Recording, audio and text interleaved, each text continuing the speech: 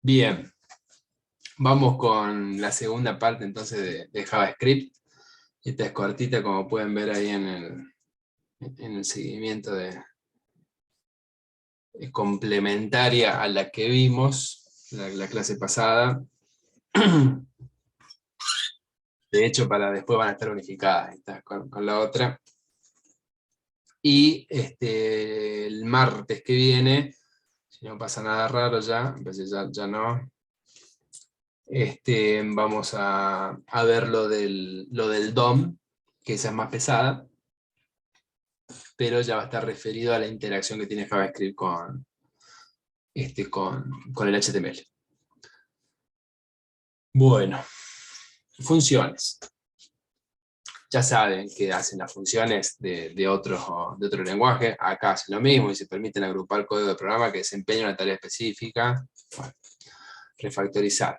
Esto voy a aprovechar que hablamos del tema de funciones para volver a recalcarles esto. Yo hago mucho hincapié en esto porque después uno se olvida o le da fiaca, no sé cuál es o no lo tienen presente. Cada vez que vean código repetido hay que ver, por supuesto depende del volumen de código repetido, hay que ver si no hay una posibilidad de refactorizar. ¿Y qué es eso de refactorizar? Y bueno, si justamente yo hago 2 o 3 líneas, 4, 5, no sé, en varios lados, saco factor común, lo refactorizo, lo guardo en una función, y ese lugar donde lo saqué, o de los lugares donde lo saqué, llamo a la función. Y eso parece que es una pavada, pero no es, porque cuando ustedes tengan que modificar el comportamiento de esas 4, 5, 10, 20, la cantidad de líneas de código que sea, la van a tener que ir a cambiar en un solo lugar. Y créanme, de nuevo, esto que estábamos charlando con estos lenguajes que a uno los hace rabiar, ¿no? Porque no hay chequeo de tipo, ese tipo de cosas, es mejor tener el código probado. Entonces, si vos sabés que la función funciona como debe ser, bueno, listo, entonces que los demás la usen, porque en el copiar y pegar y después ir y reemplazar y eso, ocurren los errores. Entonces, si no lo hacen al principio, digo, de entrada no se dan cuenta que eso va a haber un patrón de repetición, de que lo van a tener que refactorizar en algún momento, bueno, traten de hacerlo aunque sea la segunda vez. No vayan y copien el código y digan, lo copio y lo pego, total es el mismo. No, analicen. Seguramente se puede refactorizar. Podrá haber casos donde discutamos y digamos, bueno, no vale la pena, por la razón que sea, o no se puede, pero hay que tratar de analizar si cuando hay código repetido no vale la pena refactorizarlo en una función, por ejemplo. Las funciones se declaran como parecido que en otros lenguajes, tienen la palabra clave function, que indica que están declarando una función. Esta es la forma tradicional, hay otras. El nombre de la función, y después entre paréntesis los parámetros separados por coma, ¿no? Y después entre llaves lo que tiene que hacer. Dice, los parámetros en JavaScript solo pueden pasarse por valor. Acá quiero hacer una aclaración, porque no es exactamente, no es literal eso que está diciendo. Lo que está diciendo es lo que viene después. Dice, no existe el operador de dirección para pasar los parámetros por referencia. No sé si eso lo han usado ustedes en C++, el ampersand, o el et en español. ¿Sí o no? Que se lo ponen adelante a las variables y pasan la... Bien, lo han visto en algún momento. Bien. Eso en otros lenguajes, por ejemplo, supongo que en Java también. Digo, yo lo he visto en... son para las variables, en realidad, claro, pero no en funciones.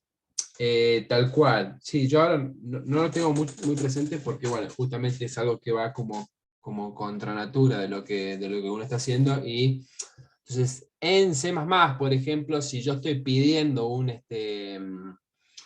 un puntero y tengo una variable que no es puntero, puedo pasarle la dirección de memoria, tal cual como dice Samir ahí.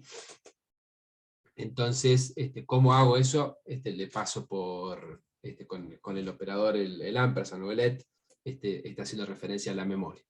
Y de misma manera hay algunos lugares, no lo tengo fresco ahora, pero hay alguna posibilidad de usar ese mismo ampersand en donde se hace la declaración de los parámetros, y entonces quiere decir que el pasaje del parámetro va a ser por referencia. ¿Está bien? O sea que los cambios que sufra adentro de la función se van a ver reflejados cuando salga de la función. ¿Está claro? Bueno, acá no hay eso. ¿Está bien? Ese ampersand no está para hacer eso. Entonces no puedo pasar. Dice, el tipo object es almacenado en el heap del programa, por lo tanto se pasa de dirección. Entonces si hay pasaje por dirección, va a decir, si el objeto se pasa por dirección, entonces sí hay. Lo que quiere decir es que se pasa como debe ser, y no se puede cambiar. Entonces los tipos como number o string los van a pasar por valor. Los cambios que sufra la función adentro de la función, la variable, afuera no se deberían ver reflejados. En cambio, si yo paso un objeto, como los objetos se pasan por dirección porque está guardada la dirección en la variable, los cambios que le haga adentro de la función van a ser reflejados en afuera de la función. Vamos a hacer un ejemplito, total acá tenemos un poquito más de tiempo porque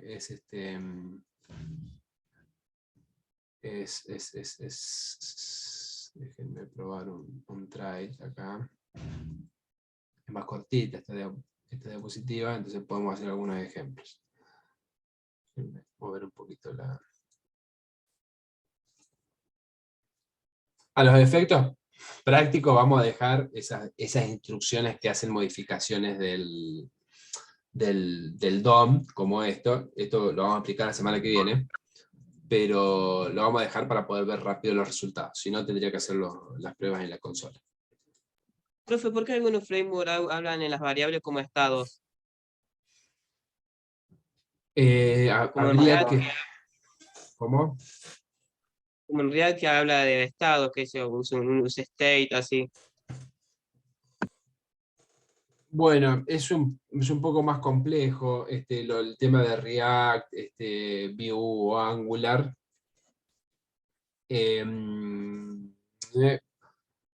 Son todos con objetos. Habría que ver lo del estado que decís, habría que ver bien el contexto a qué se refiere, pero ahí hay metidas un montón de cuestiones, ¿sí? Que serían muy, muy largas de explicar. Digo, en principio reactividad, por eso React se llama así, tienen un principio de reactividad, que es lo que hace que cuando, básicamente estos frameworks, para los demás que no lo hayan escuchado, vos haces cambios en el JavaScript y se reflejan automáticamente en el HTML.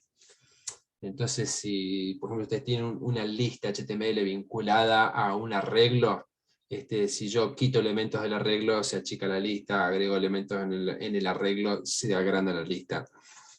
Entonces, por ejemplo, eso funciona con reactividad, con patrones de diseño observable y un montón de cosas. Entonces, de nuevo, habría que ver fino a qué se refiere con estado para decir qué quiere decir en ese lado. Pero es muy grueso de explicar por dentro cómo funciona. Bien, acá declaremos una función. Function, no sé, test, que pide una variable X, no se hizo nunca, y que dice a X le da otro valor. ¿Sí? Entonces yo voy a hacer acá test de car. ¿Sí? Car vale fiat, va a entrar acá, le va a cambiar el valor con esta llamada función. Las funciones, bueno, esto que están viendo acá, pueden estar declaradas en cualquier parte, no necesariamente al principio. Si quieren lo ponemos acá para que quede más prolijo, pero no tiene ese tema de otros lenguajes. ¿Qué se va a imprimir? ¿Fiat o otro valor?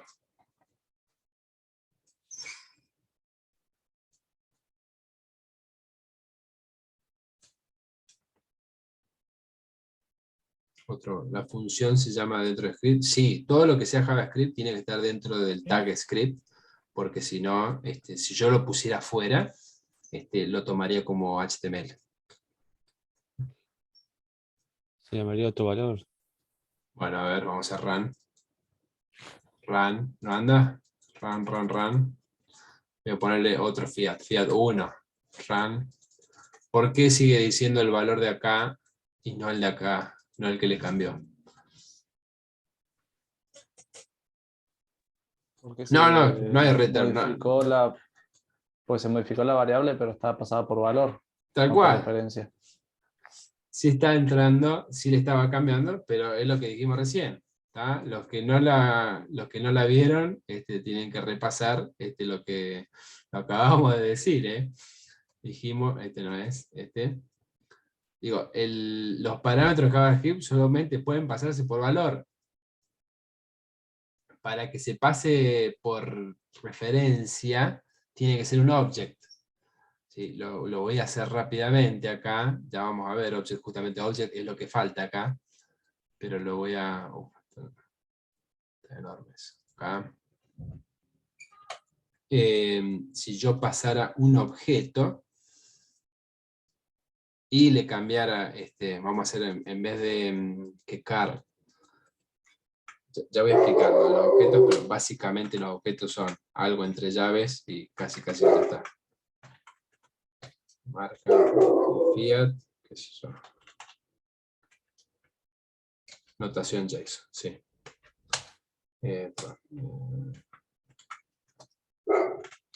Notación JSON es un poquito más estricta que esta, pero es parecida. La notación JSON, las key tienen que ir entre comillas también. No permite la última coma, bueno, una serie de cosas. Acá me estoy olvidando la coma. Modelo, qué sé yo.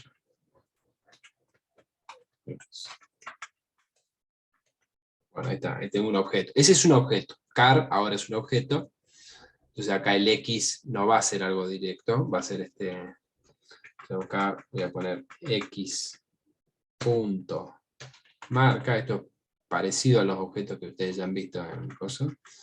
Y acá en vez de in HTML, mandarle car, que es un objeto, le voy a mandar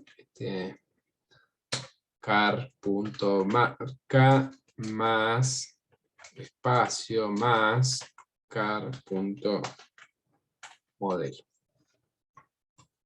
Y ahora hago run, y ahí se cambió. Y ahí sí se cambió. ¿Está claro? Car, la marca valía fiat, entró a la función, le cambié un valor, pero de adentro del objeto, el objeto salió, es el mismo, no hay problema. Y ahí sí cambia. ¿Está claro?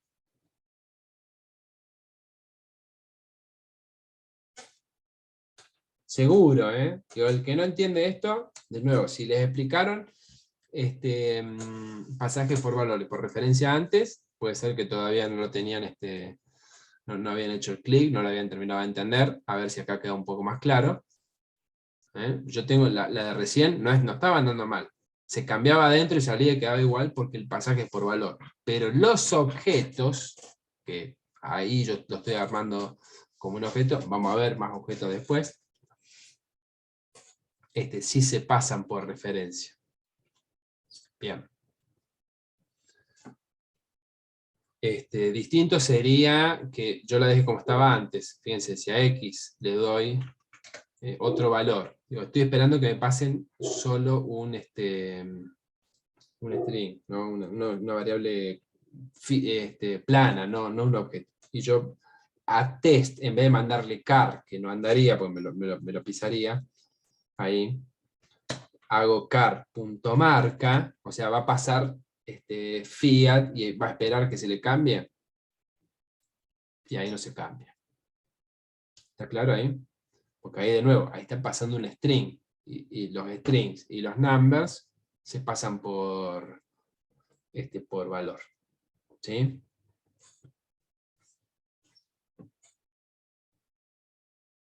Bien. Sigamos. Profe, una pregunta. Sí. Bueno, no sé si va ahora, pero aprovecho porque está usando ahí Sí. La función inner HTML. No, dale. Sí, vamos a hacer hincapié la semana que viene, pero preguntarle, ¿no? Está bien. Viene por el tema de los nodos de texto, sería. ¿Cuál sería la Hay forma correcta las que de meter quieran. No, texto? no hay una forma correcta. Esa funciona y anda bien. Porque él dice, el tema con esto es que estoy cambiando todo el HTML. Entonces yo podría hacer qué sé yo, un A incluso. Entonces me hace el lío. HR comida simple www.com. Cierro comillas, cierro llave, pongo el texto de coso, más cierro el A. Y esto es válido también porque como estoy pasando in el HTML, está sobreescribiendo todo el HTML de este elemento, que ni me fijé que era, es un P. Pero el inner, o sea, lo que está adentro. Entonces yo hago acá run y se pinchó algo anduvo mal. Acá, falta un más. Ahí está, Y ahora es un enlace que... me voy a poner HTTPS.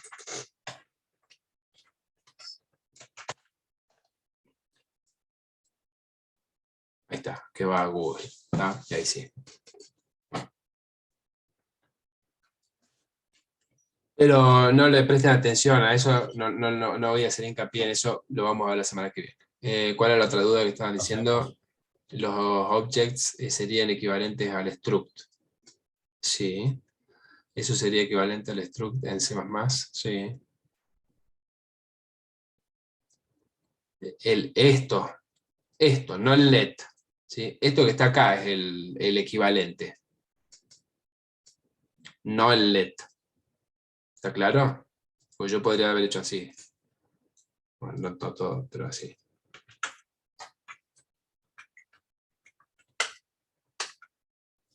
¿Está bien? Bueno, no hace falta el punto y coma ahí, pero... ¿Está claro? Esto es el objeto. Esto que está marcado, esto es el objeto. Esto es el equivalente a un extract de C++. Ya la verdad hace tanto que no veo, ni me acuerdo cómo se define, pero es la idea, ¿sí?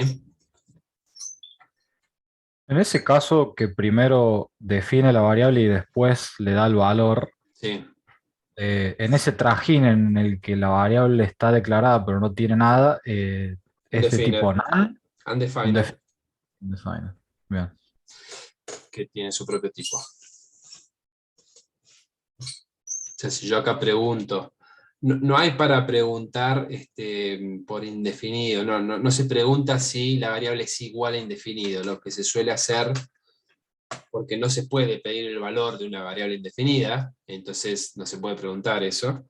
Entonces lo que se suele hacer es if, type of. Para saber si una variable es indefinida, lo que se hace es pedirle el tipo. Como tipo sí puede hacer eso, el operador, ¿sí? Type of, char, e incluso acá lo van a encontrar con los tres iguales, que no lo vimos esto en la clase pasada, me parece que no estaba, lo van a encontrar mucho, hay una diferencia entre igual igual y el triple igual.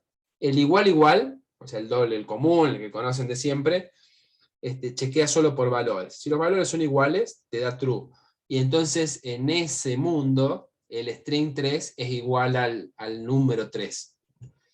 ¿No? Algo así. Con 3 es igual a 3, true. Pero el otro caso, 3 es, 1, 2, 3 a 3, false.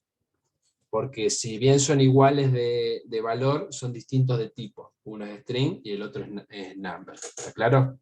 Ese no lo vimos, a veces no estaba en la diapositiva, así que se los dejo ahí, tal cual, lo que dice el hijo. ¿Sí? ¿Está claro eso? Digo, por las dudas, porque lo van a encontrar muchas veces cuando encuentran, ¿cómo veo si una variable es indefinida? Van a encontrar esta type of char es igual a undefined.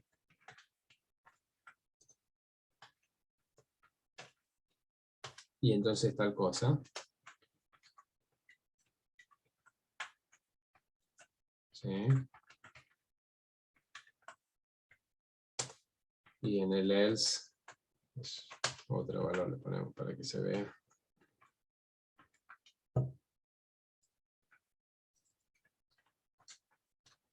Sin definir. Entonces, ¿ves? Entró por acá.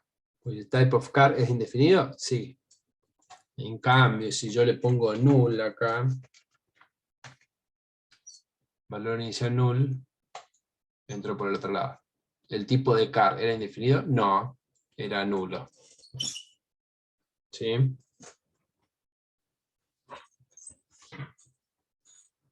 Eso para que sepa. Eso también se puede usar en las funciones, justamente porque el pasaje de parámetros no es obligatorio. Yo puedo llamar a test sin parámetros y no da error de ejecución, porque dice, pero esperaba que pasara un parámetro y no lo pasaste. No, los parámetros que no se pasan es como pasar indefinido. Obviamente va a dar error acá, porque va a tratar de setearlo. Entonces si yo hago run acá, bueno, no está fallando nada, porque debe estar fallando acá y no hace nada. A ver si puedo ver los errores.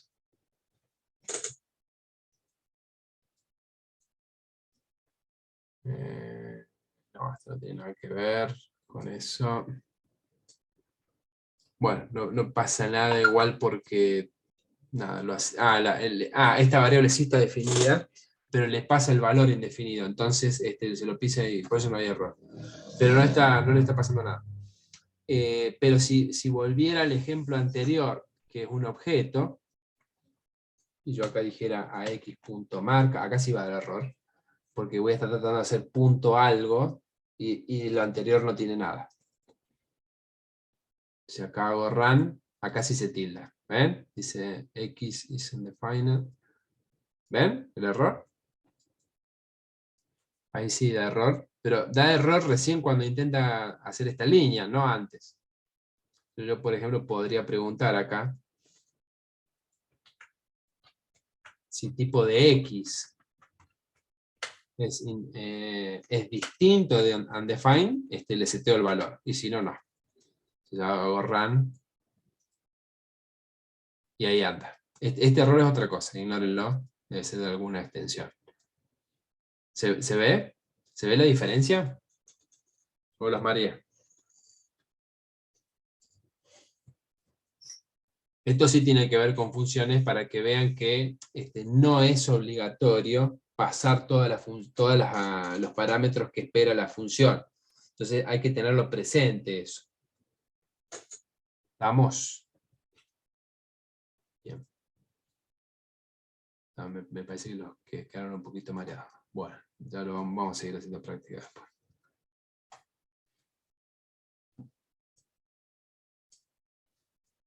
Sí, tal cual.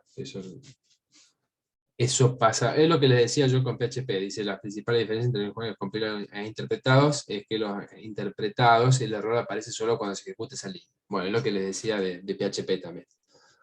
Entonces,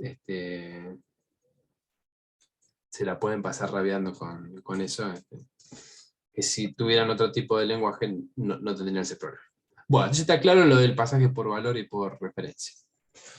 Dice, funciones, regla de los parámetros. Dice, la definición de una función no especifica los tipos de datos de los parámetros. Tal cual, ya lo hemos dicho, no se puede hacer eso. No en JavaScript. En TypeScript sí tiene esa salvedad. JavaScript no realiza ningún chequeo de tipos sobre los argumentos pasados. Bueno, justamente porque además no sabría contra qué chequearlo. O sea, yo no puedo estar, en otros lenguajes, si uno pide un número y pasa un string, da error, pero de compilación incluso. Acá no hay forma. Pero tampoco da error en ejecución. Y lo que acabamos de ver tiene que ver con esto. JavaScript no chequea la cantidad de argumentos recibidos. Dice, si la función es llamada con faltantes de argumentos, los valores perdidos son seteados a undefined. Por eso X es undefined si yo lo llamo sin datos, ¿no? Bueno, el retorno es igual que en otros lenguajes, retornan el valor, pueden tener todos los return que quieran, generalmente hay uno al final, pero podría haber antes. Aunque la función no quieran que retorne un valor, pueden usar return para cortar la ejecución. También tiene ese uso, el return al principio, al medio, lo que sea. No se recomienda que los return estén en cualquier lado, porque si no es difícil de seguir la ejecución del algoritmo visualmente, no por el programa, ¿no? Entonces, generalmente puede estar o arriba o abajo. Y arriba, ¿por qué estarían? Y porque, por ejemplo, chequean ciertas condiciones de los parámetros, y si no la cumplen, retornan, o sea, cortan la ejecución, o retornan un valor, o, o cortan la ejecución para que no dé error o lo que sea.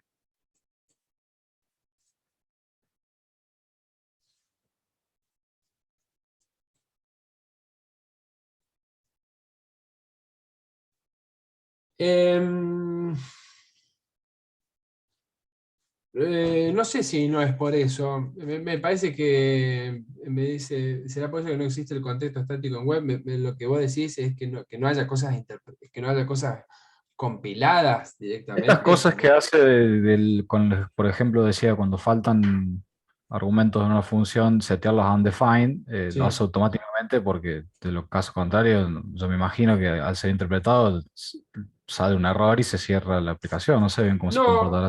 Nada, salen los errores como te mostré yo recién, viste que yo, antes de poner el control... Digo, en un contexto estático, ¿entendés? Si no hiciera todas esas cosas, es como que, ¿cómo manejas esos errores a nivel de... La página, está bien, estamos hablando de una situación que no sabemos cómo sería, ¿no? Pero si pudieras cargar, por ejemplo, si todo el código que vos cargaras en la página, vos sabés que está como precompilado, no ocurrirían esos errores. Acuérdense que los errores, no están libres de errores los lenguajes interpretados, perdón, los compilados.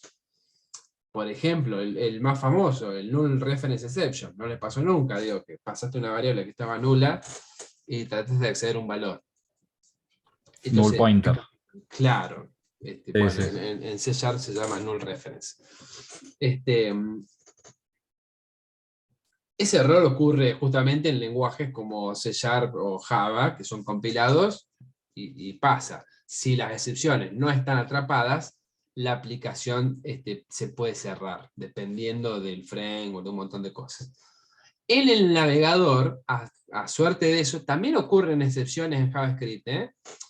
Voy a decir, bueno, ocurrirán más, con más razón, porque hay menos controles, hay menos controles estáticos, pero siguen ocurriendo errores. Y entonces, ¿qué pasa? El error que yo forcé recién, yo espero un objeto, no me lo pasan, espero acceder a una propiedad, me dan null reference, y no se explotó no se cerró el navegador, pero no porque estaba en la W3 de schools, no se cierra porque no sucede eso, pero no se siguió ejecutando el programa. ¿Cómo le mostraba yo que no andaba? No se estaba imprimiendo el enlace, que cuando anda todo bien, se sigue ejecutando el programa, y, se escribía el enlace.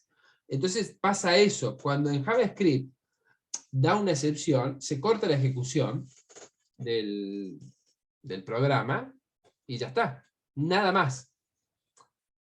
Dependiendo de un montón de cosas, puede ser que quede inutilizable la página, en cuyo caso, si el usuario se da cuenta, refrescará. Por supuesto, los usuarios comunes y corrientes no están corriendo con la consola de desarrollo abierta a ver si ocurren errores. Pero yo he visto cantidad de páginas que vos le ves la consola de desarrollo y están llenas de errores, y en general funcionan bien, entre comillas, ¿no? Porque tienen esos errores. Depende de cómo esté hecho el manejo de errores, o sea, hay un montón de cuestiones, pero no crashea el navegador. Es como que el navegador corre eso como en una burbuja, si querés. Entonces, si explota eso, nada, que explote eso y nada más. Incluso se puede colgar. Es más, no, para nada. Se podría colgar, y eso sí afecta al navegador. Por ejemplo, que empieces a pedir mucha memoria. Por supuesto, por algún error, O, pues bueno, la aplicación sea muy demandante, pero de nuevo, porque no está diseñada para, no sé, para un caso especial, por lo que sea que pida mucha memoria. O se queda bloqueada, se quedó en una iteración infinita. Las iteraciones infinitas cuelgan todos los programas, no importa dónde esté. Ahí ya depende mucho el navegador. Eso ya casi no lo he visto, no suele suceder. Pero en todo caso se colgará la pestaña esa del navegador y el resto del navegador seguirá andando igual. De hecho, bueno, yo acá hace mucho que no lo veo, así no me acuerdo ahora, pero ¿vieron el administrador de procesos de Windows? Lo han abierto para matar alguna aplicación que se colgó. ¿Sí? ¿Lo conocen? El Control Shift Escape, el atajo, ¿Lo han usado alguna vez para...? Claro, ese proceso que no se quiere ir. Eso es lo único que yo le envidio a Linux. ¿Viste? Linux tiene el kill y es letal, ¿no? Vos le decís matar ese proceso y se acabó. Vos acá le decís que se acabe y Windows le pide permiso para que... Le pide por favor que se cierre. Bueno, el navegador tiene su propio administrador de procesos y pueden ver esto mismo por pestaña. Por lo menos el Chrome. No lo he visto yo en los otros, quizás lo tiene. Y les permite ver la memoria que están consumiendo. Entonces entiendo que si una pestaña se cuelga, no va a colgar el navegador, pero sí esa pestaña. Pero bueno, en todo caso no puedo usar esa pestaña, que es la culpable de que ande mal, ¿no? Bien. Bueno, acá tiene un ejemplo de función, la del resto, y el return. ¿No? Bueno, el return funciona igual que en los otros lenguajes que conocen. Bueno, otra cosa. Tiene una palabra clave, así que se llama arguments. Dice, arguments es un objeto similar a array, no es un array. Dice, accesible dentro de funciones que contienen los valores de los argumentos pasados a esa función. Arguments.len devuelve la cantidad de parámetros. ¿Por qué está aclarado eso? Porque .len es una propiedad válida de los arreglos, que los arreglos son objetos, pero arguments no es un array, pero funciona casi como un array, o sea, se puede iterar, como ven más allá abajo, y se le puede pedir la longitud. ¿Para qué sirve eso? Bueno, hay no sé, también si lo han visto, son poco comunes, en Java y en C# y en C++ y en otros, hay funciones que piden 2 o 3 parámetros fijos y después dice todos los demás, todos los que quiera. ¿Lo han visto nunca, sí? ¿Cuántos parámetros recibe esta función? Y 3 mínimo, y después todos los que quieras.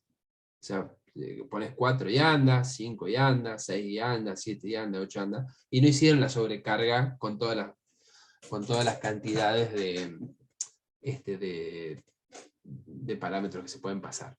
En los otros lenguajes existe una palabra clave que se llama params,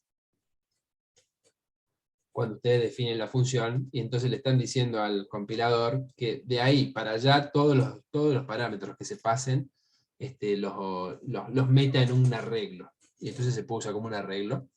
Y entonces pueden pasar todos los parámetros que quieran. Y se usa mucho para funciones que justamente necesitan, que pueden recibir una cantidad variable de argumentos, pero que son del mismo tipo. Por ejemplo, el ejemplo de acá dice función suma. Vamos a copiarla ya y la analizamos más detenidamente.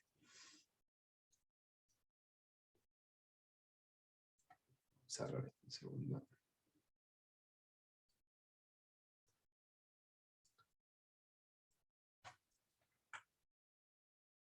Bien, suma. Dice, vamos a poner con minúscula. Suma, dice, sumando le da arguments. Argument es esta variable que estamos diciendo que guarda todos los argumentos que se le pasan a la función. Entonces dice, cantidad de operandos, arguments.len. Dice, resultado de 0, dice, para i, for, de 1 a n, sumarlos todos y retornar. ¿sí? Entonces vamos a probar. Vamos a cambiar en vez de devolver esto.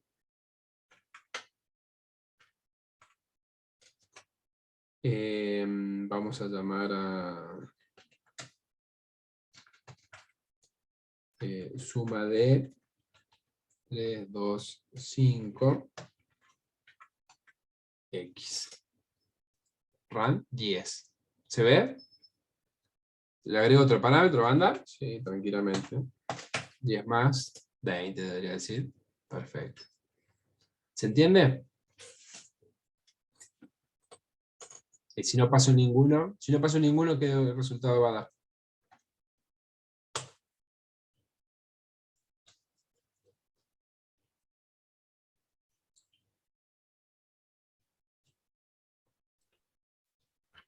Que pero uno.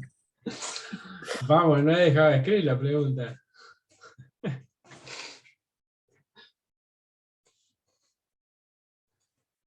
¿Sí? ¿Cero, seguro? Define. Estás adivinando. Cero tiene que dar. Porque entra la función. ¿Cuántos argumentos se pasaron? Este es el arreglo de argumentos, ¿no? ¿Cuántos argumentos se pasaron? Ninguno. O sea que el resultado argument.len tiene que ser 0. Para ahí igual a 0. Hasta 0, ya está, nada. Resultado vale 0, devuelve 0.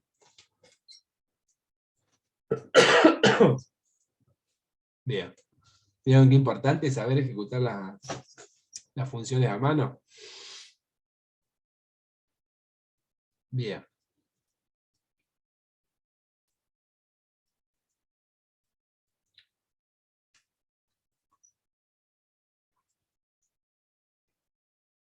Bueno.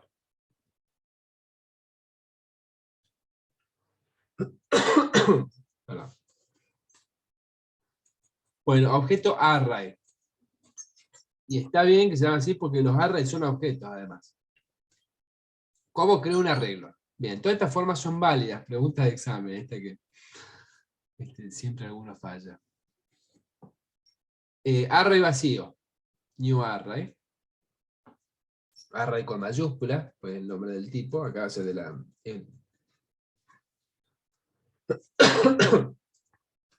me permite crear un array. Como si fuera un constructor, ¿sí?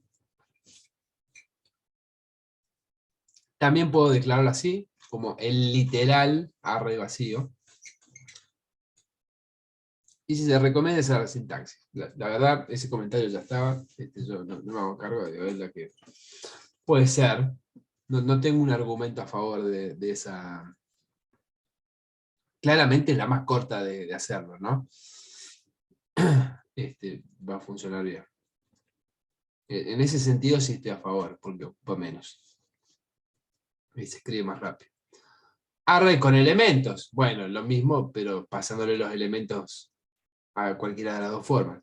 Si es la forma con el constructor, le pasan los parámetros por ahí.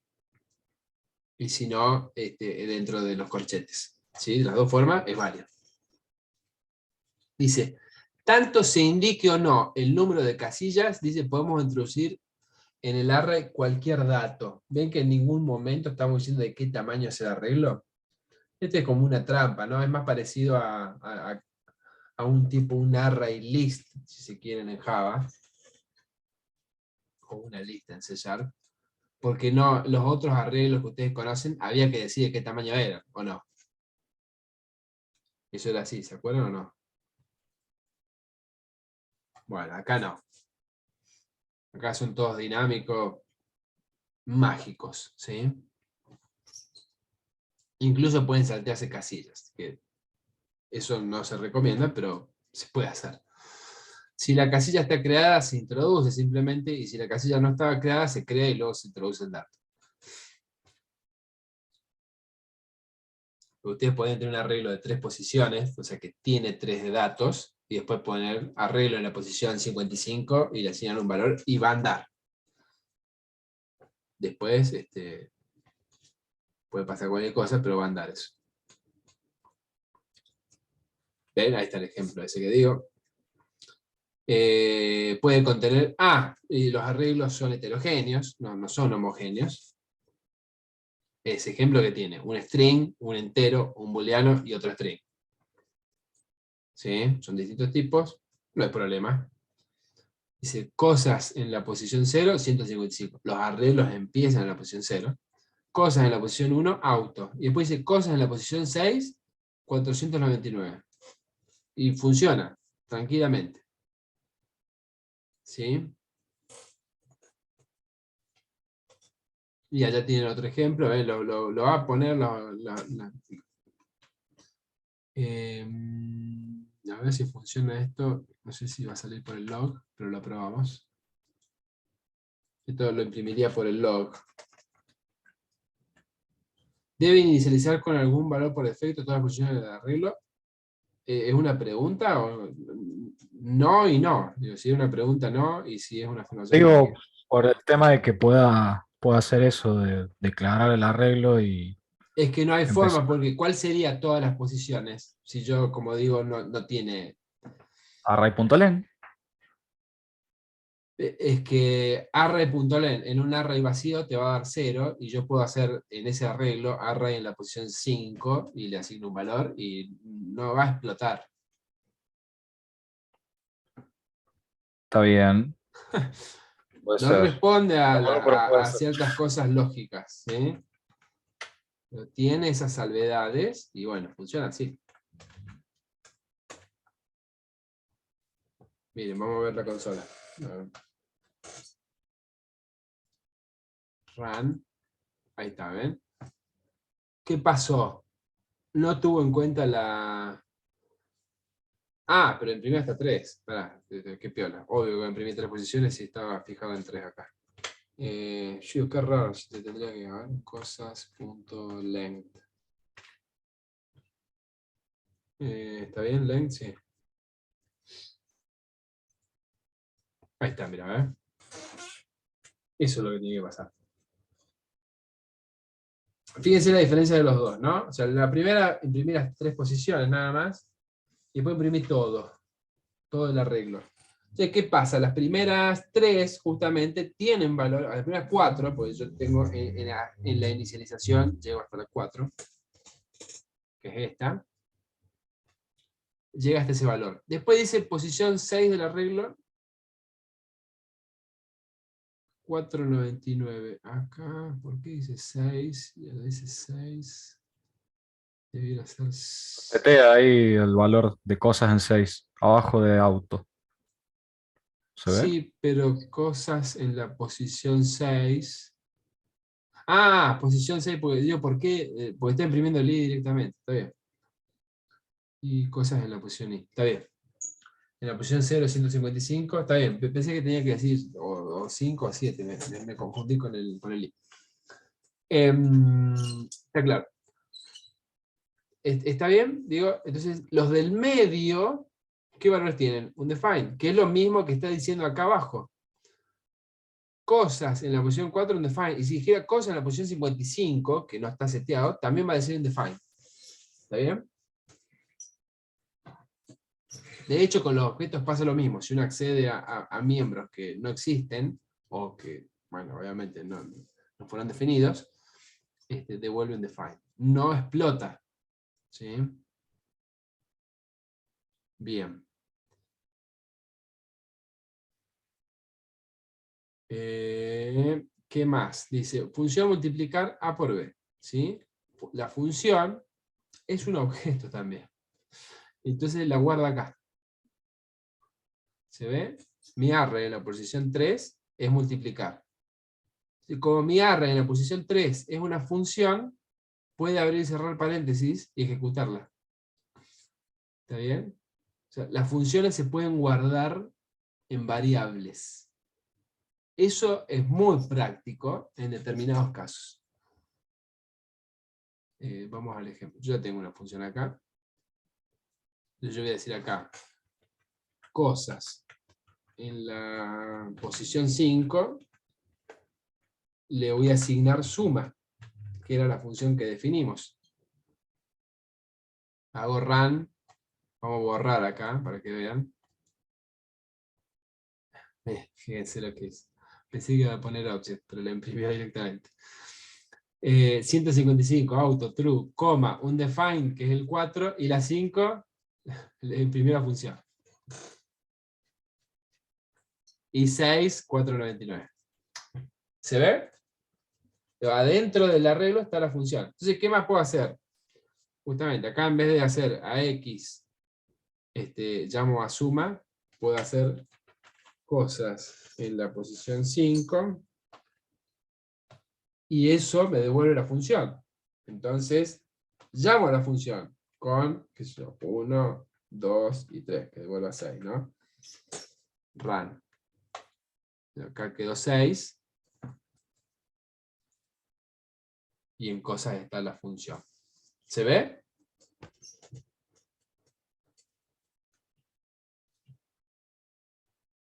Esto es la puntita del iceberg, ¿sí?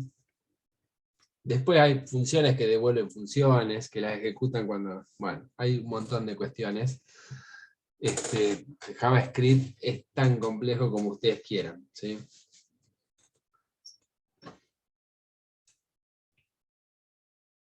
Pero bueno, hasta ahí está bien. Porque está bueno esto porque justamente se pueden pasar por parámetros, se pueden guardar en variables. Esto es lo otro que yo les decía, porque no es la única forma de definir funciones. Yo podría haber hecho esto también, que lo van a encontrar. A suma le asigno una función. Esta función es anónima, porque no tiene nombre, pero la estoy guardando en una variable que se llama suma, entonces después la voy a referenciar como suma. Pero hoy en internet, por ahí si También. buscan ejemplos, sale mucho las funciones flecha, más que nada. También, por eso. No la vamos a meter todavía porque ya sería como mucho. Pasa que muchos ejemplos por ahí salen con esa ya, con la arrow function. Bueno, ahora las vemos más enseguida. Arreglos dinámicos. Dice, ¿será que cada vez que se agrega un nuevo elemento se crea? No, cada vez que vos agregás, depende cómo lo agregues, porque los arreglos tienen una función para agregar elementos. Pero si vos seteás, lo único que hace es incrementar el índice, el length. El length no es calculado, está seteado. Entonces vos cada vez que vos guardás un valor, si vos lo pusheás, los arreglos tienen una función push, como si fuera una pila, ¿sí? Para meter valores. Eso automáticamente incrementa el índice. Y si vos seteás directamente, lo que hace es fijarse la posición donde está seteando, ¿es más grande o más chica que el índice? Si es más chica, listo, no pasa nada. Si es más grande, y entonces cambia el length al valor que acabas de setear, para que tu posición que acabas de setear esté dentro de las longitudes del arreglo. Entonces, ¿qué pasa? Cuando vos decís, ahora tengo 66 posiciones, no, está la 0 y la 66 que acabas de setear. Y en el medio, ¿qué pasa? Y están sin definir. Entonces, pasa esto que pasó recién, que está todo undefined. Pero básicamente es eso. Es más, no me quiero meter en eso también, pero por ejemplo, después busquen si quieren, ¿cuál es la forma más eficiente de borrar un arreglo? Bueno, van a encontrar un montón. Y hay gente que recomienda, dice, setea el length en 0, y entonces ya está. Si vos seteás en la length en 0, es como si el arreglo estuviera vacío. Y se puede setear la length, ¿sí? Pero bueno, no, para mí no es buena, eso sería como un hack. No sé si es la mejor forma.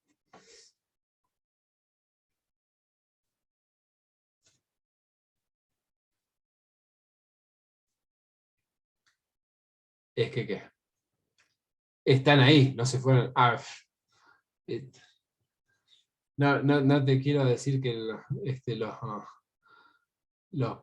Papá Noel son los padres, pero cuando borrás cosas en la computadora, no se borran.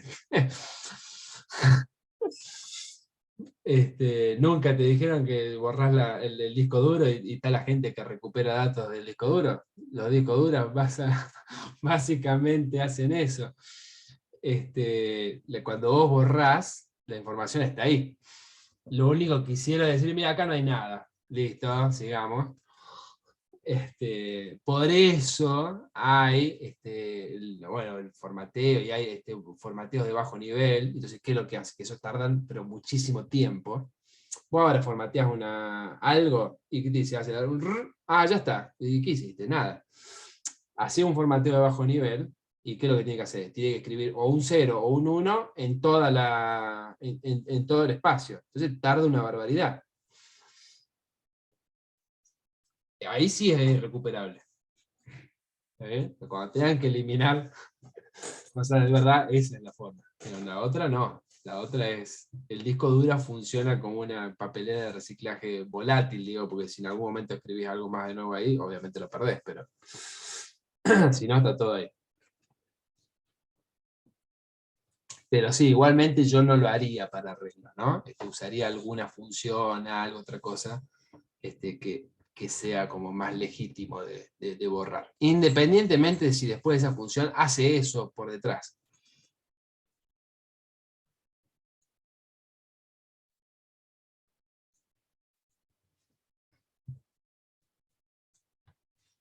Bien. Está claro, entonces las funciones son objetos también, que se pueden guardar en... Es más, se puede preguntar, eso me olvidé de ponérselos, pero, acá. No, acá. El type of. Vamos a hacer otro más para que salga en la consola.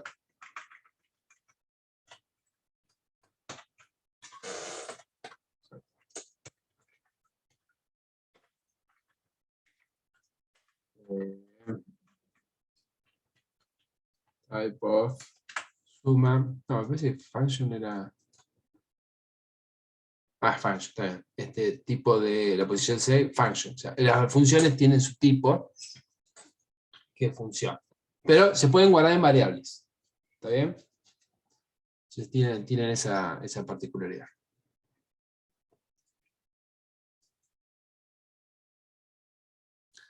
Y con array tienen esta función, porque digo, si los arrays son objetos, porque justamente, miren acá también, vamos con otro más.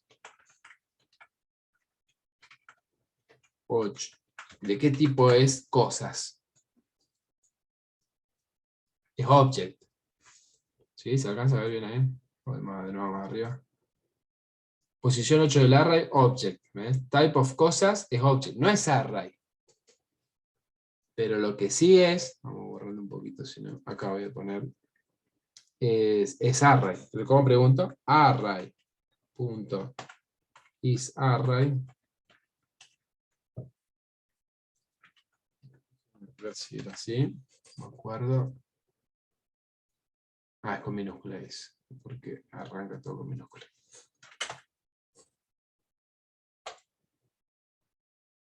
Y le da true. Y si yo hago eso con otro, no me va a dar true.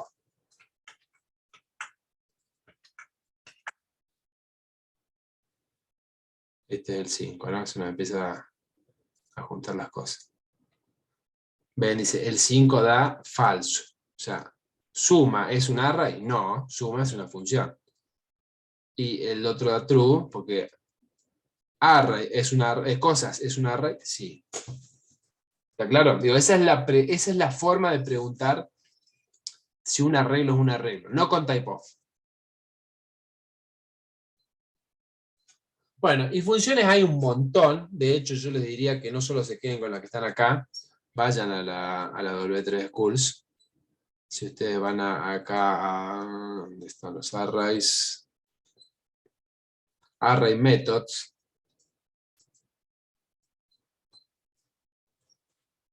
Acá va a haber cantidad de métodos. Popping and pushing, estos son los que sirven para colocar y sacar. Agregar, pop casi no lo uso. Ven, dice, imprime la primera vez y están las 4 frutas y después hace pop y ahora queda una menos, saca la última y el push agrega al final también. A ver si yo hago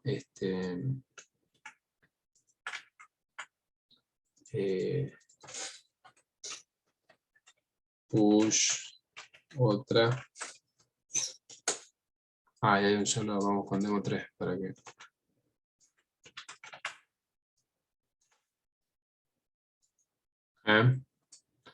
Pop elimina del fondo, push elimina, agrega al fondo, perdón.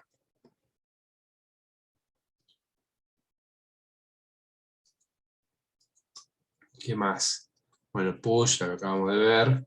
Shift, ese sí va, va corriendo. Lo quita el elemento. Dice Shift remueve el primer elemento del arreglo y mueve todos los demás, ¿no? Y dice, devuelve el valor que se cayó, ¿no? Al que se le hizo Shift. Ven, dice, tengo un arreglo con 4 frutas, perdón. Hago Shift, la fruta que se cae del arreglo es banana, que es la primera, y después imprime todas, y son 3, ¿no? Tengo Shift y Unshift, creo que también está. Unshift. Unshift hace la operación inversa. Entonces serían como las contrarias de pop y push.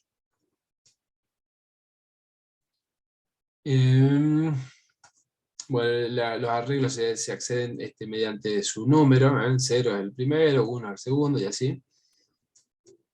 Pop y push manejan el array como una pila y el shift como una fila. Sí, sí. Que podrían, depende de cómo lo vayas a trabajar, pero sí, está bien. El array.len ya lo hemos visto.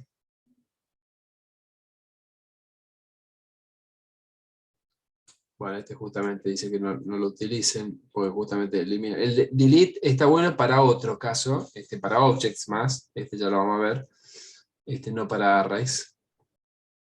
Concat, concatena 2 arreglos, los fusiona, ¿no? Hace el merge de dos arreglos. Tengo un arreglo, tengo otro, concat los une.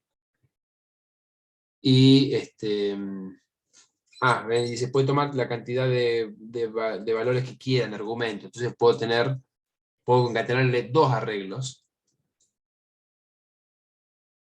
Dice array concat array 2, array 3. Y lo devuelto lo guarda en myChildren y ese lo imprime. Los que no me acuerdan, déjenme chequearlo. Me parece que el otro queda sin. Claro, quedan sin modificar estas, ¿no? Estas funciones no mutan el que los llama. Entonces, si ustedes concatenan de esta manera y quieren pisar uno de los arreglos, tienen que pisarlo en la asignación. Si no, los originales no les pasa nada, como este caso. Ven que array 1 sigue siendo el mismo, y lo mismo será array 2 y el otro. O sea, el resultado de la concatenación está en el resultado. Está claro eso, ¿no? Muchos métodos trabajan así. Tenganlo presente eso. El original no le pasa nada y devuelve una copia con los datos cambiados. Puede haber excepciones, pero en general es así. Pero vamos a ver si acá hay algo más. Claro, una cosa así. Te retorna la suma. Bueno, pueden concatenar valores también. Bueno, el splice y el slice son métodos muy particulares. Splice dice, añade nuevos ítems al array. Dice, bueno, ya lo vimos antes, pero este permite agregarlos en cualquier lado. Eso es lo bueno. Entonces vos podés pasarle el índice y como que lo mete en el medio. Y slice lo rebana, ¿sí? Slide out a piece of array. O sea, rebana el arreglo y te permite deshacerte de. Esta es la forma tradicional de borrar elementos que van a encontrar. Si quiero, acá, ven, dice, quiero eliminar 0, 1, 2, Apple, quiero eliminar manzana. Entonces, quítame la posición 2, reemplazarlo con Ay, ya siempre me olvido. Acá está explicado. No, ahí abajo, ahí Ahí está. está explicado. Eso. El primer parámetro define la posición donde se tienen que agregar los elementos. Ahí está. ¿Sí? Entonces, está bien. Yo en general, yo uso ese para borrar. Entonces digo, ¿cuál es la posición que quiero borrar? El segundo dice, ¿cuántos deberían ser removidos? Entonces ahí ponemos 1. Acá dice 0, no va a borrar nada. Y el resto son cosas que se van a agregar. Y ahí nosotros, por ejemplo, no pasamos nada. Entonces es una forma de eliminar. Vamos a mirarlo. Y devuelve el arreglo con los eliminados, ¿no? Entonces dice, tengo banana, naranja, manzana y mango. Y dice, en la posición 2 no borre ninguno y agrega limón y kiwi. Acá está, posición 2 es acá, limón y kiwi y agrega. Pero si yo quisiera borrar, justo en el 0, 1, 2, quiero borrar Apple, debería poder hacerlo así. Me llama la atención que el otro, no me acuerdo que sea así, no me suena, a ver. Pero ahí está, a ver. No me acuerdo la versión que yo usaba, que creo que tenía 3 parámetros. Pero ven, dice, también permite eliminar un elemento, si quiero eliminar uno solo, ¿no? Podría eliminar los que quiera, del medio, o sea, no es ni del principio ni del final. 0, 1, 2 es Apple, lo elimina y queda el arreglo sin cosa. ¿Está bien? Sí, fíjense que en este caso modifica el arreglo. O sea, lo que estoy haciendo, porque en este caso la variable, perdón, la función, devuelve lo que eliminó. Entonces, si yo esto hiciera al revés, el resultado lo asigno, acá debería verse Apple solo. ¿Eh? La función devuelve los elementos eliminados. Entonces, esta funciona distinto que las otras ¿ven lo que les decía de si es inmutable o no. Ve acá, es using splice to remove elements, esto que está acá.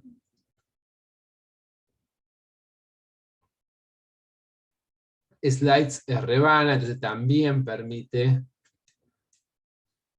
eliminar, pero fíjense las aclaraciones, esto está bueno, las aclaraciones dice, slice crea un nuevo array, no remueve del original. Este sí es como el que yo les digo que son, lo transforma como en inmutable, o sea, el original no le pasa nada, pero la copia viene sin el elemento. Eso depende no hay ni uno mejor y peor, depende de lo que ustedes necesiten. Pues si ustedes necesitan modificar el propio arreglo, entonces tienen que usar splice. Ahora, si el original lo quieren dejar como está, y quieren una copia sin ese elemento, entonces les conviene usar slice. ¿Está claro? Sí, por eso también hay varios métodos como que hacen lo mismo. Pueden ser que son de diferentes formas. Bueno, tu string lo convierte en un string para leer. Todos los objetos JavaScript tienen tu string. Eso es igual que en Java, ponele.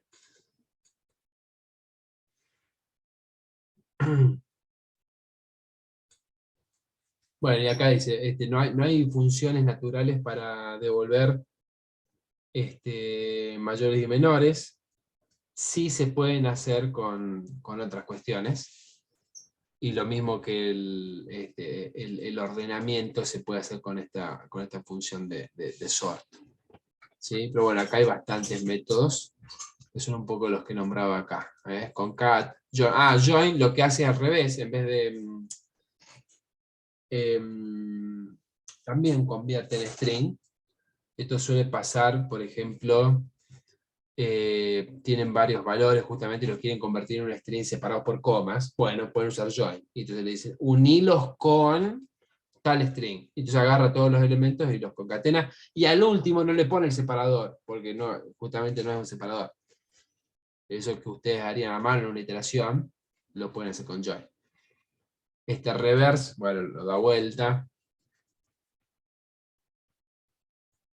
Slice, lo acabamos de ver. Sort, lo ordena. ¿Qué más? No tengo acá más cosas. No. Bien.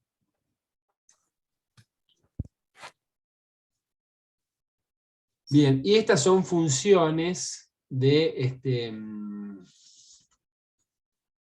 también son funciones de arreglo, pero que funcionan más como algunas, no sé si todas las de acá, que piden una función como parámetro. ¿Vieron lo que le dije recién? Hay que pasar, se puede pasar una función como parámetro. Bueno, estas funciones funcionan así. Déjenme ver acá este enlace que dejamos.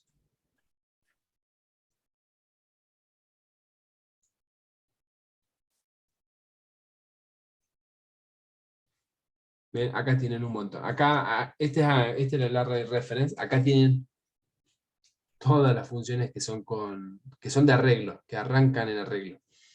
Que tienen muchas, sería interesante que las vean, que sepan que existen. Funciones que piden otra función como parámetro. Filter, por ejemplo. Me permite filtrar los elementos de un arreglo. Miren el ejemplo. Tengo edades de una función que dice, para filter, la función tiene que recibir un parámetro y dar un booleano. Entonces dice chequear adulto. Entonces, si la edad es mayor o igual que 18, devuelve true si no es falso. Entonces acá, age filter con esa función lo que hace es devolver todos los números que sean mayor que 18, se van a hacer todos menos este. Y acá es donde se ve mucho, como decían hace rato, los ejemplos con funciones flecha. ¿Sí? ¿Está claro cómo funciona esto? Dice, acá tengo las edades, ¿sí? Un arreglo, y lo que imprime es todas las que pasan el check, o sea, esta función. En general, estas funciones no se usan con este tipo de cosas, sino que se suele escribir el filtro acá con funciones flecha. Entonces ahí aprovecho vamos a hacer otro, como dice ahí, otro demo 2, y vamos a llamar de otra manera, demo 2, lo vamos a llamar vamos a hacer lo mismo, pero con funciones flechas. Entonces, las funciones flecha, quizá las han visto en Java, o no, me dicen ahora. ¿Cómo funciona esto? Ponen los parámetros que tiene que recibir la función, para el caso de filter, casi, no todas, pero varias de las funciones de arreglos, las funciones que pide como parámetro, pasan un parámetro. Cuando ustedes van a pasar solo un parámetro, a la función no hace falta ponerle, lo vamos a hacer así, para que quede más claro. Yo lo voy a poner acá para que quede claro cuál es la función flecha. Lo demás son los paréntesis de la otra función. Los parámetros de la función flecha son opcionales. Como son opcionales, yo los voy a poner igual para que vean. Entonces voy a poner así. Esos son los parámetros. Flecha, o flecha gorda también, para no confundirlo con esa flecha. Lo que hace la función. Y en este caso tiene que devolver un valor. Entonces debería ser un return. Pero en las funciones flechas, cuando la única sentencia es lo que se quiere devolver, el return es opcional. Entonces yo puedo poner x, mayor o igual a 18. Entonces hago run y me devuelve lo mismo. Para que vean que funciona, vamos a poner mayor o igual a 33, así tiene menos elementos. ¿Se ve? Entonces, como decían, ¿van a encontrar funciones flechas? Sí. ¿Esta función flecha es equivalente a la de arriba? Bueno, salvo por el valor, ¿no? Pero si no, sí. Vamos a dejar 18, si no se confunde. ¿Puedo guardar una función flecha en una variable?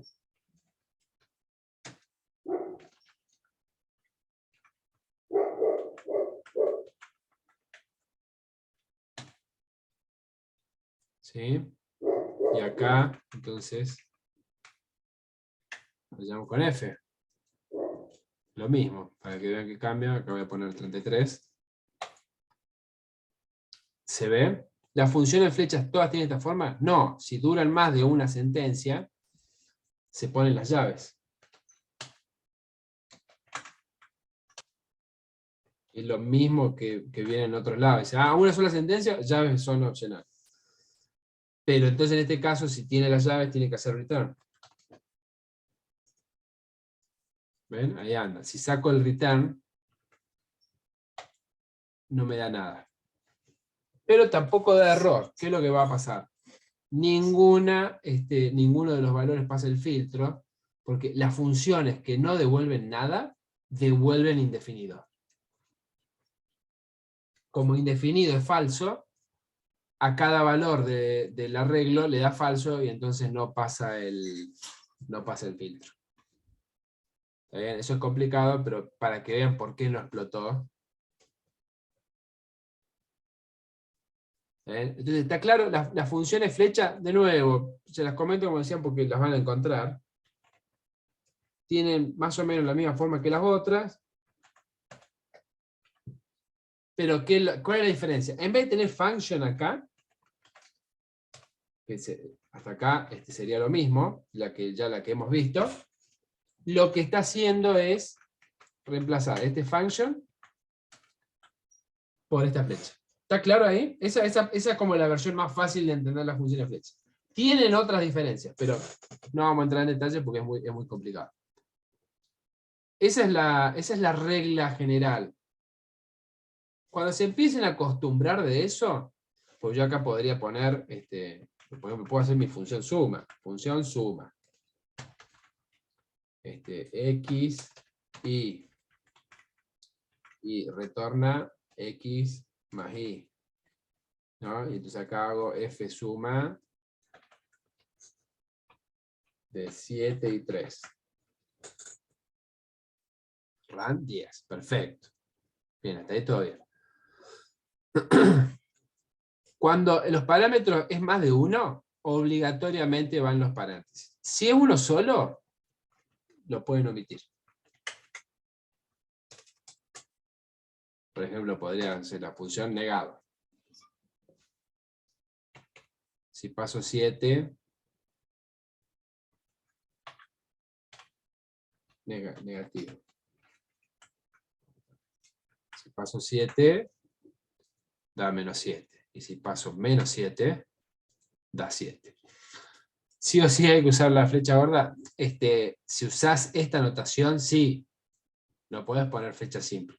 Pero no estás obligado a usar funciones de flecha gorda. Podés usar este modelo de función, ¿eh?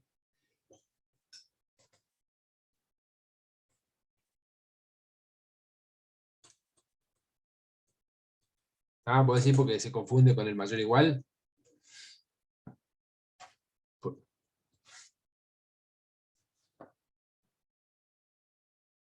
¿O por qué era la pregunta?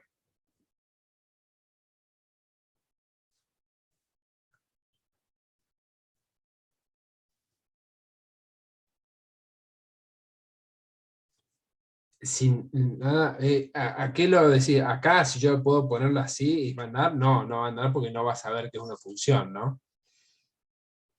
Pero de nuevo, por eso digo, las funciones flechas, la flecha va obligatoriamente, por eso se llaman así, y flecha simple, no... la verdad que nunca lo probé, no anda con flecha simple. A ver. No, explotó todo.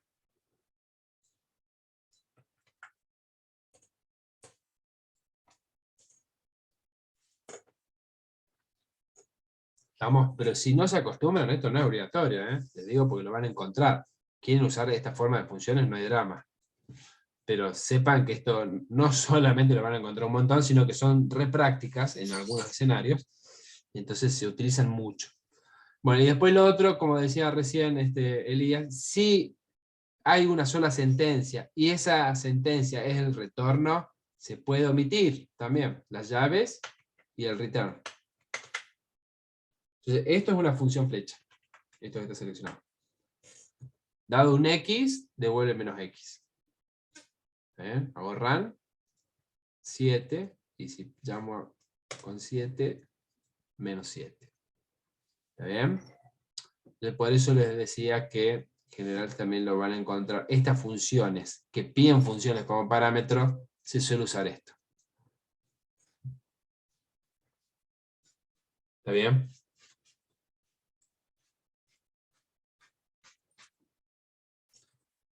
Bien. Bueno, ahí vimos algunas. Este for each debe estar ahí también.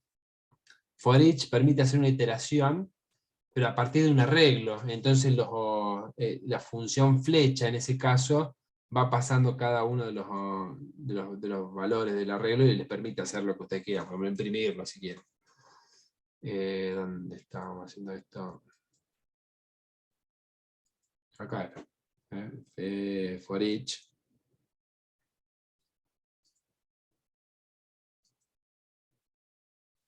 Ven acá, ¿qué hace? For each, fruta, for each, mi función. ¿Qué hace mi función? E imprime el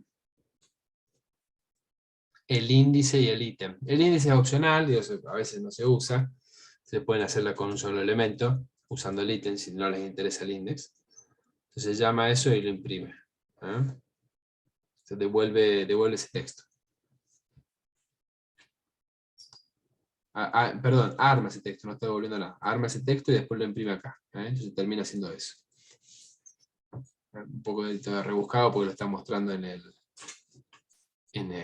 navegador, acá en el HTML.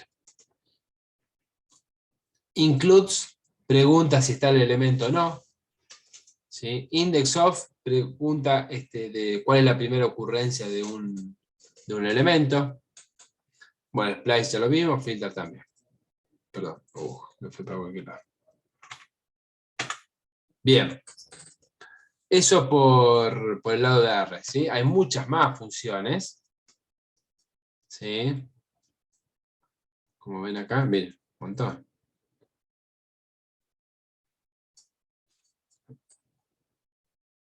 Bueno, map también.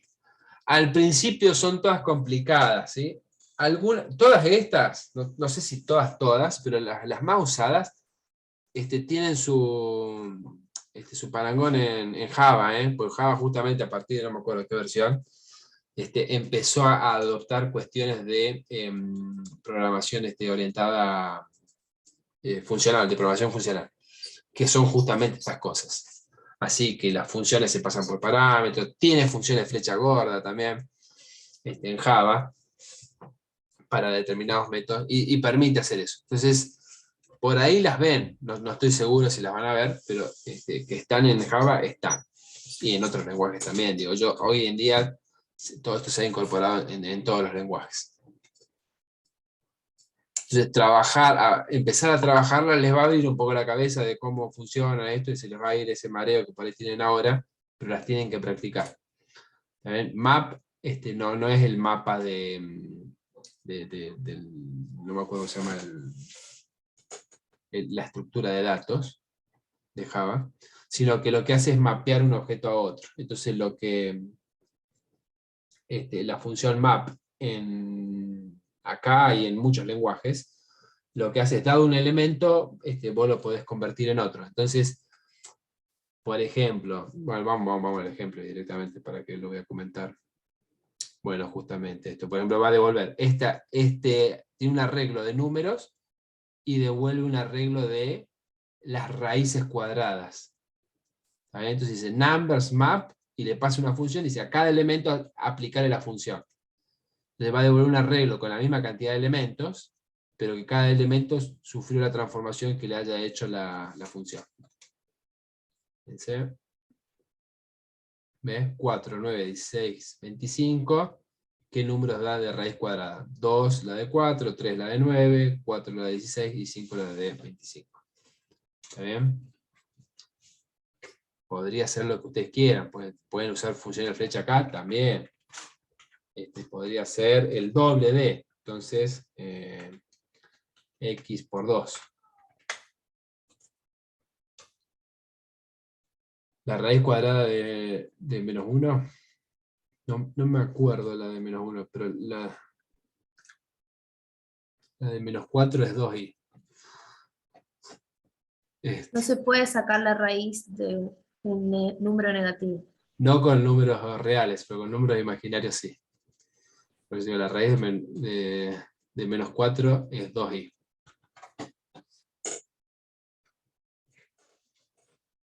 Y es de imaginarios. Pero bueno, y eso lo ven en la... no me acuerdo, yo pensé, ahora no me acuerdo si se veía en la secundaria o en la universidad. Pero bueno, no me quiero desviar, pero se puede. El conjunto de los números no termina en los reales, sino que después están los imaginarios también. Y en los reales con los imaginarios son los números complejos.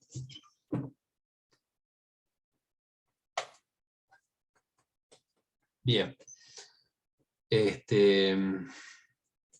Sí, cuando pensaron que la matemática ya se había complicado todo lo que podía,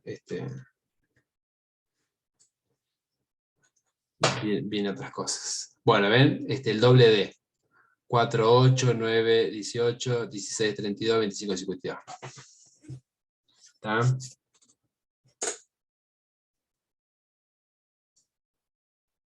Bueno, y la de -1 debería ser 1i, supongo, porque el tema es que i por i es -1. Y esa es como la solución de las raíces de números negativos, que en el campo de los reales no tiene solución.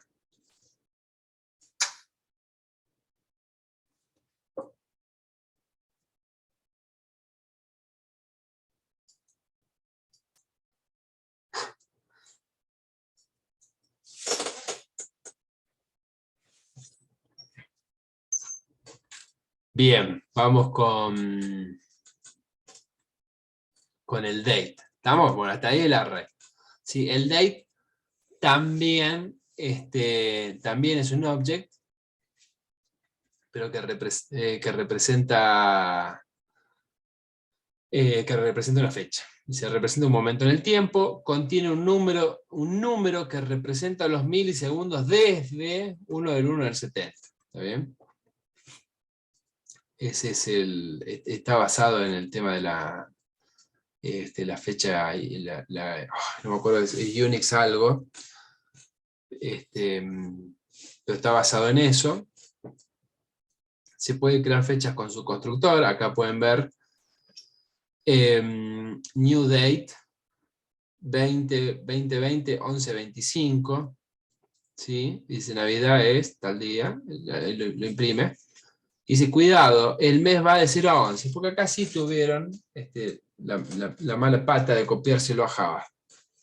¿Está bien? Y en Java los meses arrancan en 0, como si fuera un arreglo. Entonces enero es 0 y diciembre es 11. Se tienen que tener cuidado, pero solamente el mes. Obviamente el año no, y los días tampoco. Arrancan en 1 hasta el número del mes que se pueda. ¿Sí?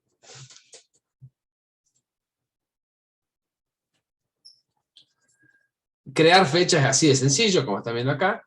Y después lo que tengo es un montón de operaciones para getters, para obtener cosas de la fecha, y muchas... no está, porque claro, las mismas funciones con set permiten cambiar esos valores. Bueno, el new date crea una fecha actual.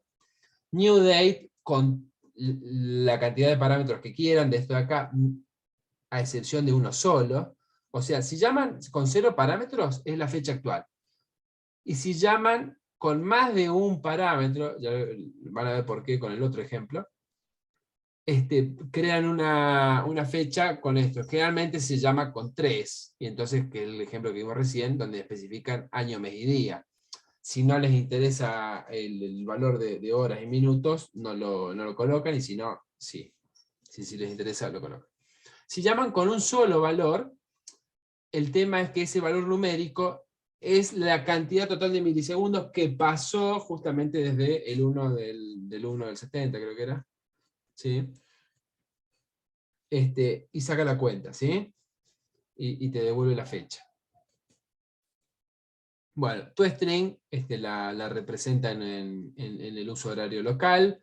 Tu UTC string muestra la fecha en formato UTC. ¿Qué es UTC?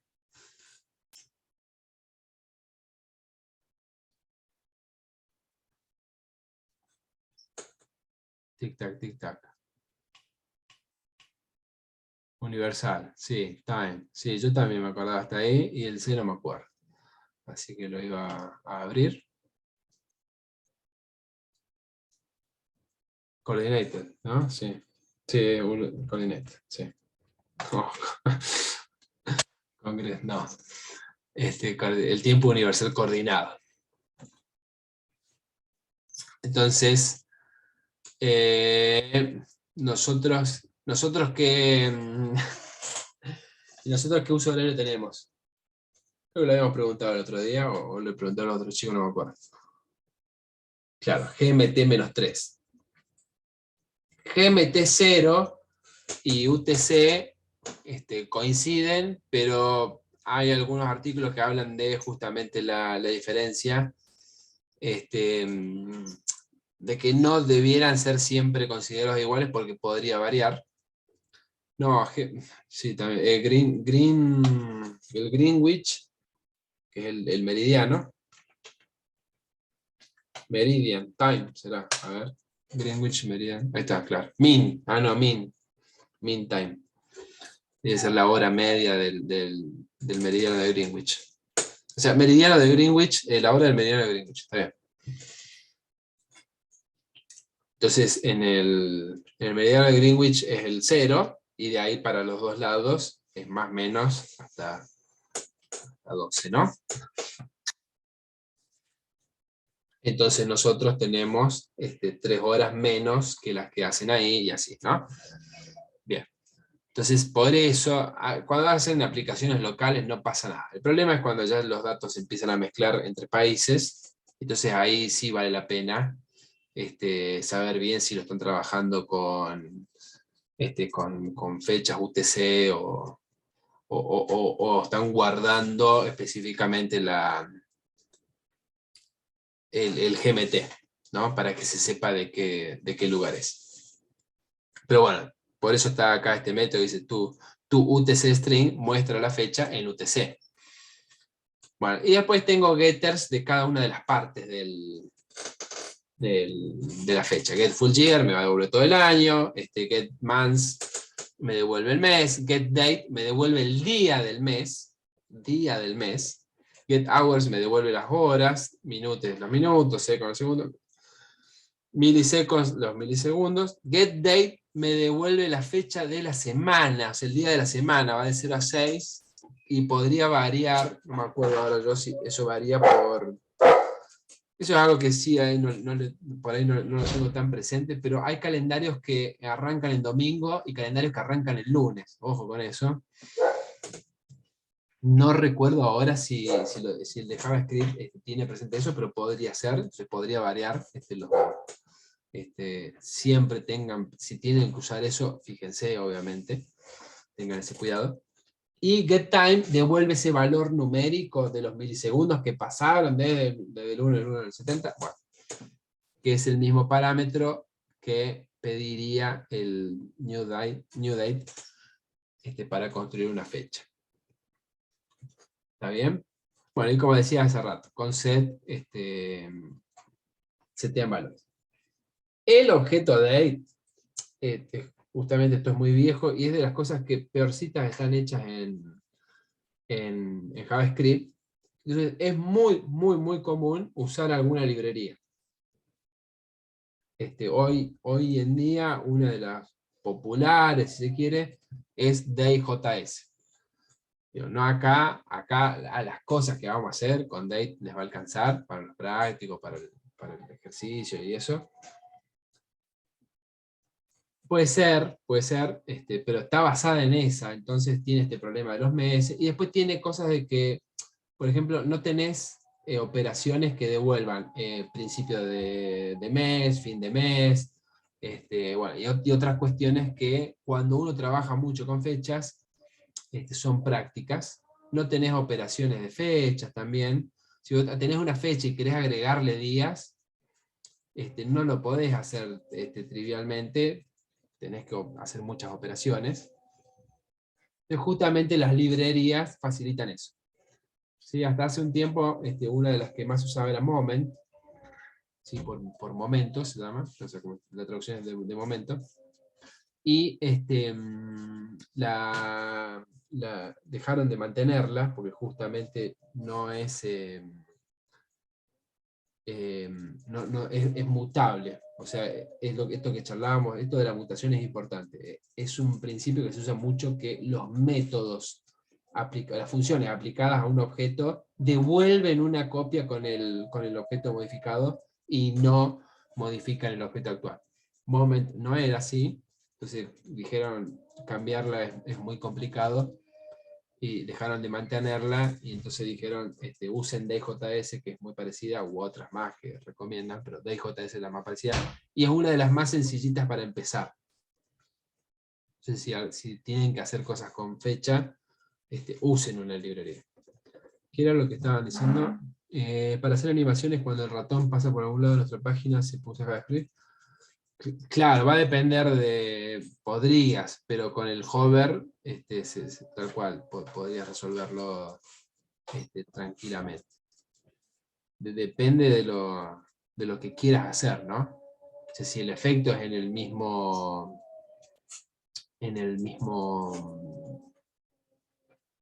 elemento por el que estás pasando, con hover podés hacerlo. Si no, habría que ver, se puede, quizás sí, pero si los elementos no tienen nada que ver uno con otro, si yo estoy pasando el mouse por acá y quiero que los efectos sean acá, ahí sí quizás tenga que hacerlos con JavaScript. No se me ocurre que...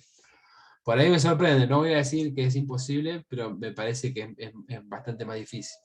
Por ejemplo, no sé si lo hemos visto acá, ¿se acuerdan de los ojitos? No sé si lo mostré acá. Una de las cosas que tiene Firefox que me gusta es el capturador de pantalla. Control-Shift-S. Ay, me activó aquello que parece haber. Bueno, no va a andar acá. Alt-Shift-S. Tiene el mismo atajo. Bueno, tiene el atajo de alguna cosa en la placa de video. Tiene el mismo atajo, así que no me deja.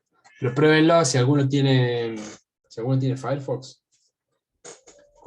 Control-Shift-S creo que es. Sí, y le hace un capturador. Roba el ejemplo, no era para hablar del capturador. Sí, ¿Sí? en el Chrome es lo mismo. En el, Ah, en en el Chrome es lo también mismo. está. Ah, pensé que no estaba. Bueno, Sí, igual. en el Bueno, Opera no probé, pero en el Chrome sí. y pone unos ojitos que miran el mouse. ¿Viste?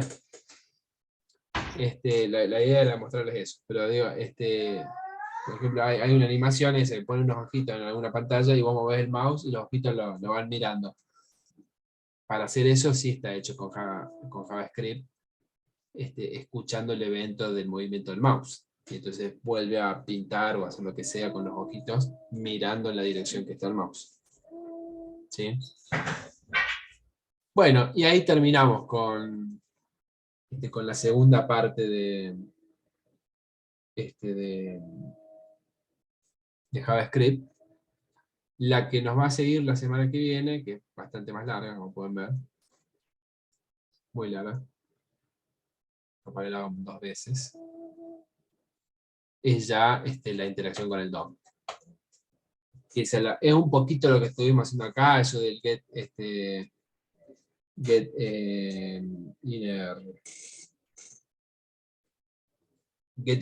element by ID y manipular el inner HTML y otras cosas más, ¿no? Eso es una parte nada más y hay más.